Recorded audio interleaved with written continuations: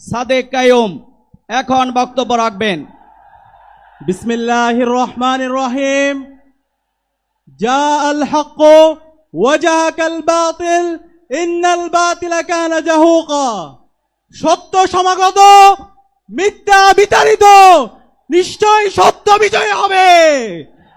প্রিয় সংগ্রামী ছাত্র জনতা, গুম, খুন, হত্যা, আইনাগর, ফ্যাসিবাদ কায়েমের মাধ্যমে খুনি হাসিনা এবং তার দোসররা গত 16 বছরে বাংলাদেশে ইসলামী আন্দোলনের উপর এবং আপামর ছাত্র জনতার উপর ইতিহাসের বর্বরোচিত হত্যাকাণ্ড চালিয়েছে।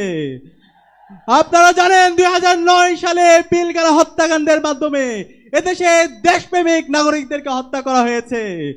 2013 সালের 28শে ফেব্রুয়ারি আল্লামা দেলোয়ার হোসেন সাঈদীর রায় পরবর্তী সারা দেশে গণহত্যা সংঘটিত হয়েছিল। 2013 সালের 5 মে শাপলায় আমাদের এদেশের মাদ্রাসা শিক্ষার্থীদের উপর গণহত্যা এবং শিশু হত্যা সংঘটিত হয়েছিল। এভাবে আপনারা জানেন আমাদের ক্যাম্পাসগুলোতে ছাত্রলীগের সন্ত্রাসীরা আমাদের উপর নেককার হত্যাকাণ্ড চালিয়েছিল।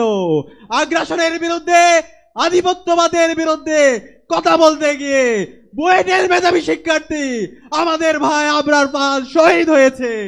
এইভাবে গত 16 বছরে আমাদের নেতৃবৃন্দকে আধিপত্যবাদের বিরুদ্ধে কথা বলার কারণে, আগ্রাসনের বিরুদ্ধে কথা বলার কারণে শহীদ করা হয়েছে।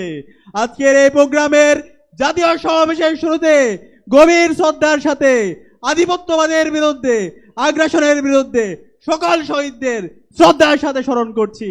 সাথে সাথে জুলাই বিপ্লবের আবু সাঈদ ওয়াসিম শান্ত থেকে শুরু করে শহীদ আলী রায়হান 2000-এর অধিক যে সমস্ত ভাই বোন শহীদ হয়েছে, সকল শহীদদেরকে শ্রদ্ধার সাথে স্মরণ করছি।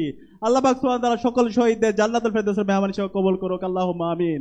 আমিন। প্রিয় উপস্থিতি, আপনাদেরকে অনুরোধ করব আজকের এই জাতীয় সমাবেশ থেকে আমাদেরকে বাংলাদেশ প্রশ্নে ঐক্যবদ্ধ হইতে হবে।